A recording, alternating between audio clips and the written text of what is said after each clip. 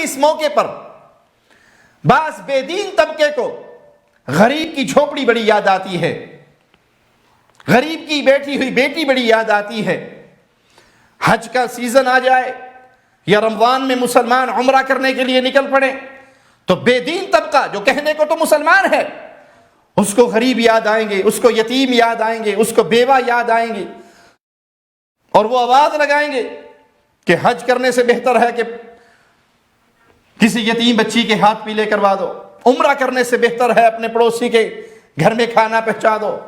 50,000 روپے کا بکرا ذبح کر رہے، اس سے بہتر ہے کہ 50,000 کا راشن کسی گھر کے غریب گھر کے اندر پہنچا دو۔ ان کو بڑا یاد آئے گا یہ۔ اصل میں ان کی دشمنی اسلام سے ہے، ان کو قربانی اس لیے چبھتی ہے کہ مسلمان کر رہا ہے، اس کو عمرہ اس لیے چبھتا ہے کہ مسلمان کر رہا ہے، اس کو حج اس لیے چبھتا ہے کہ مسلمان کر رہا ہے۔ ان کو دیوالی کا کوئی غم نہیں، دیوالی پہ جتنے مرضی خرچے ہو جائیں، یہ بے دین قوتیں کبھی اپنی زبان سے ایک لفظ نکالیں گی۔ کرسمس کے موقع پر یہ کبھی نہیں روئیں گے، یہ کبھی نہیں پیٹیں گے کہ یہ کیا ہو رہا ہے، اتنے پیسے ضائع ہو رہے ہیں۔ یہ بسنت کے موقع پہ نہیں پیٹیں گے، اتنی گردنیں کٹ رہی ہیں، اتنے پیسے ہواؤں میں اڑ رہے ہیں، گڈی گڈے کے نام پہ کیا کچھ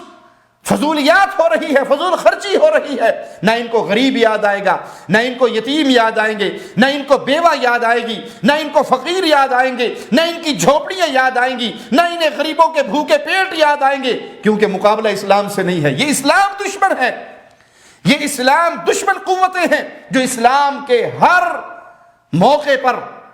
مال خرچ کرنے کے موقع پر ان کے پیٹ میں مروڑ اٹھتا ہے، وہ اسلام دشمنی کا مروڑ ہے۔ وگرنہ یہ کرسمس کے موقع پہ، یہ بسنت کے موقع پہ، یہ دیوالی ہولی کے موقع پر بھی چیز ہے، اس وقت بھی روئے،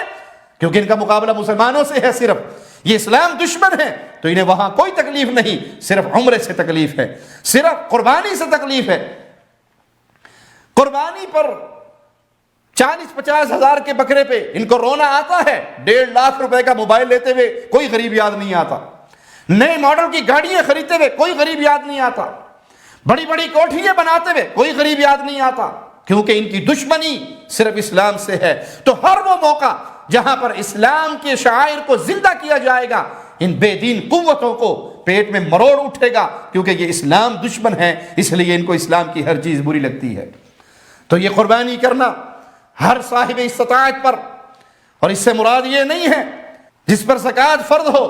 اس کے پاس 7.5 تولے سونا ہو تبھی وہ قربانی کرے، نہیں، جس کے پاس استطاعت ہے۔ استطاعت سے مراد یہ ہے کہ اس کا جو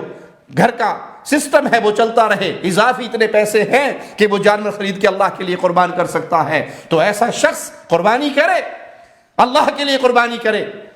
اللہ کو راضی کرنے کے لیے قربانی کرے، اور اس گوشت کو فقیروں میں، یتیموں میں، بیواؤں میں، مسکینوں میں، ان میں بھی تقسیم کرے، خود بھی کھائے، خود بھی رکھ سکتا ہے، رشتہ داروں میں بانٹے، اور کوشش کرے جن کے گھر قربانی نہیں ہوئی، جن کے گھر گوشت نہیں پہنچا، ان کے گھر پہنچائے۔ یہ عدلے کا بدلہ نہ ہو کہ ہمارے رشتہ دار ہیں، چونکہ اگرچہ قربانی کی ہے، ہم ان کے گھر گوشت لے کے جا رہے ہیں، وہ رشتہ دار ہمارے گھر گوشت لے کے آ رہے ہیں۔ بھائی، آپ نے قربانی کی، آپ اپنا یہ گوشت اس غریب تک پہنچاؤ جس غریب کو شاید سال میں قربانی والے دن ہی گوشت نصیب ہوتا ہو،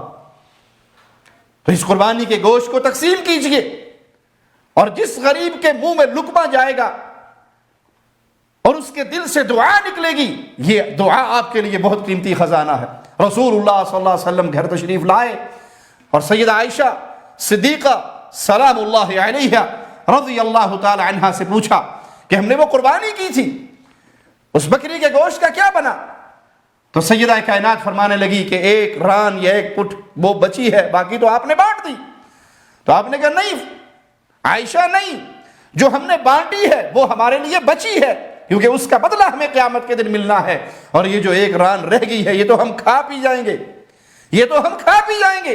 ہمارے لیے تو وہی ہوگی جو قیامت کے دن ہمارے نامہ اعمال میں ہوگی۔ تو آپ جتنا گوشت بانٹیں گے اتنا ہی ثواب آپ کے نامہ اعمال میں ہوگا۔ اللہ سے دعا ہے اللہ ہمیں دین حنیف پہ قائم رکھے، اس توحید کے پیغام کو ہر حال میں پھیلانے والا بنائے، زندہ رکھے تو ایمان کے بہترین حال میں رکھے، موت دے تو اس حالت میں دے اللہ ہم سے راضی ہو، ہم اپنے اللہ سے راضی ہوں۔ اقول قولی ھذا واستغفر اللہ لی ولکم ولسائر المسلمین فاستغفروہ انہ هو الغفور الرحیم.